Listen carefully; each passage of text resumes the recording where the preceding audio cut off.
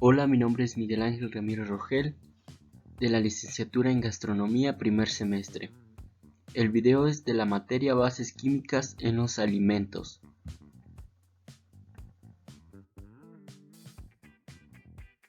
Yo voy a hablar de la importancia de los micronutrientes y macronutrientes. Los macronutrientes son aquellos que el cuerpo necesita en mayores cantidades y los encontramos en los carbohidratos, grasas y proteínas. Y los micronutrientes son aquellos que necesitamos en pequeñas cantidades, que son vitaminas y minerales. También el cuerpo necesita una gran cantidad de agua, pero no entra en ninguna de estas clasificaciones, pero les hablaré más adelante sobre la importancia del agua en los alimentos y cómo los noté en mis preparaciones.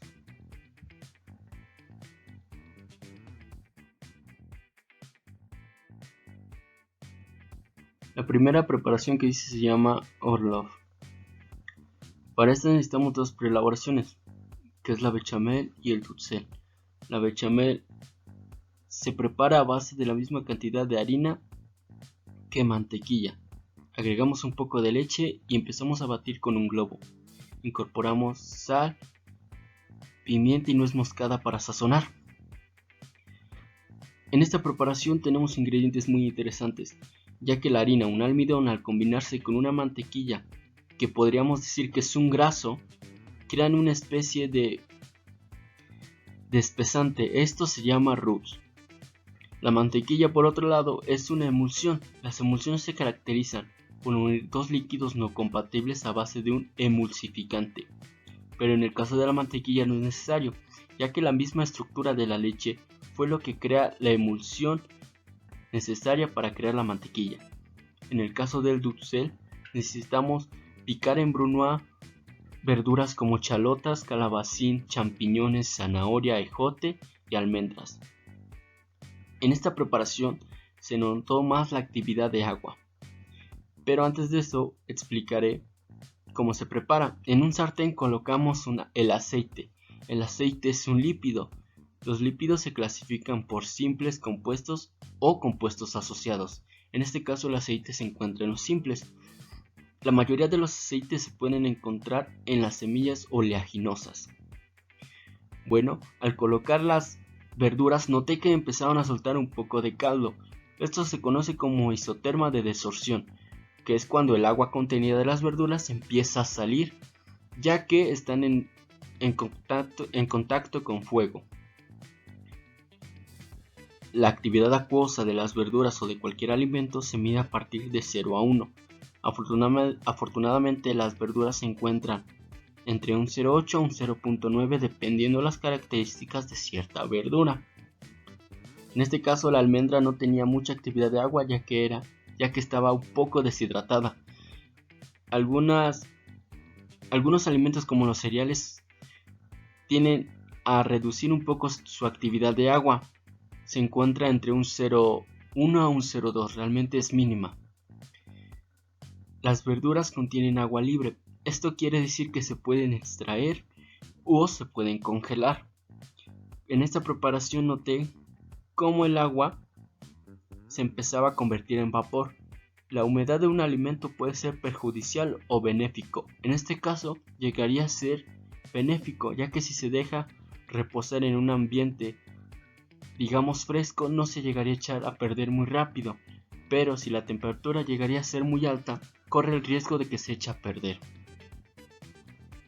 Después de que tenemos estas preparaciones, nos dedicamos a sellar la carne.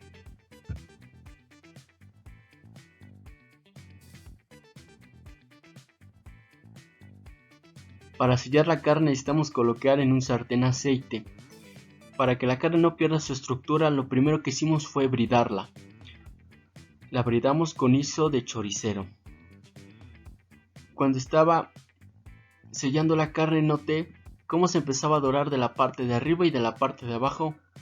Esto se conoce como reacción de Maillard. Ocurre cuando los mismos contenidos de la carne, como podría ser la sacarosa y las grasas, los lípidos, se empiezan a combinar y crean esta especie de dorado. Después de esto, la fileteamos y la colocamos en un refractario. Ahí colocamos 3 palillos para hacer 3 divisiones. Primero se colocó una capa de carne, bechamel, queso, luego jamón y las verduras. Y así hasta terminar el proceso y cubrir con un aluminio. La función de cada ingrediente fue hacer que la textura de la carne no se sintiera muy líquida, sino que se llegara a sentir un poco espesa. El queso fue la base primordial para que se notaran las distintas capas, ya que hacer que se derrita rápidamente, podemos ver cómo en la preparación queda como una tipo lasaña.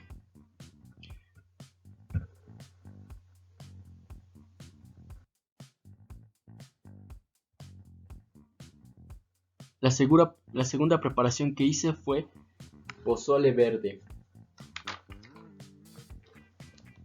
Para el pozole verde necesité verduras como fue el tomate, chile serrano y un poco de cilantro. Sazonamos con ajo en polvo, comino y pimienta molida. Para preparar el pozole necesitamos maíz cacahuacintle. Este tipo de maíz ya lo venden en bolsas, pero para llegar a ese proceso, para llegar a que sea un grano un poco más grande, tiene que pasar por un proceso llamado nixtamalización, donde el maíz se ablanda. Esto al combinar un poco de agua con cal y ponerlo a hervir hasta que se note cómo empieza a ablandarse y a soltar como un líquido amarillo.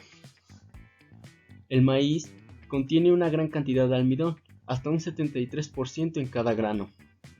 El almidón tiene 2 clasificaciones, la amilosa y amilopectina. La amilosa podríamos decir que cuenta con una estructura más uniforme en forma de espiral. En cambio, la amilopectina tiene una estructura más distorsionada, como en tipo de raíces, como un árbol. El maíz contiene celobiosa, es un trisacárido que se encuentra en los granos. Para preparar el pozole primero necesitamos hervir lo que son los tomates, chiles serranos y un poco de cebolla. Al hervir todo eso lo colocamos en la licuadora con un poco del caldo del pollo que pusimos a hervir, ya que para esta preparación tenemos que hervir el pollo con los granos de maíz. Esto para que agarre un poco de sabor. Al hervir los granos con la carne, noté como los aceites animales de la carne empezaban a dar una estructura en cuanto a sabor al maíz.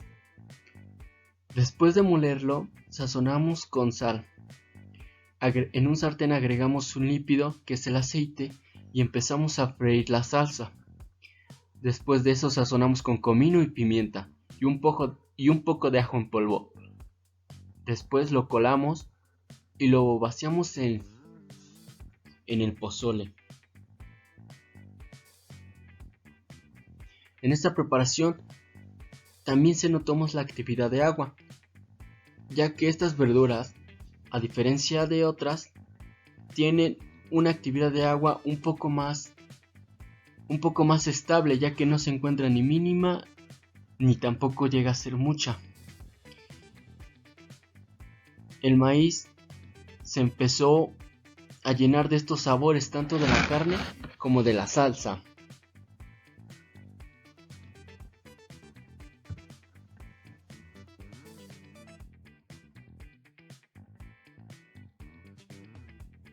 Y la bebida que realicé es un atole de chocolate.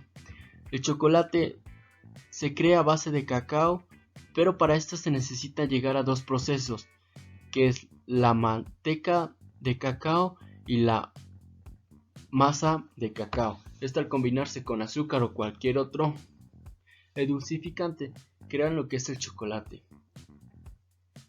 En esta preparación, el almidón cumplió una gran función, ya que ocupamos fécula de maíz para darle una estructura un poco más espesa. ¿Esto qué quiere decir? Que cuando agregamos la fécula de maíz al atole, notamos que entre más cantidades más espeso se hacía. Esto ya que el almidón llega a tener una estructura que le permite hacerse más grande. Entonces al absorber más cantidades de agua se expandía más. Si hubiéramos agregado un poco más de fécula de maíz se hubiera hecho tan espeso como un engrudo. Pero claro que nada más ocupamos 4 cucharadas para hacer que el atole tuviera una espesura.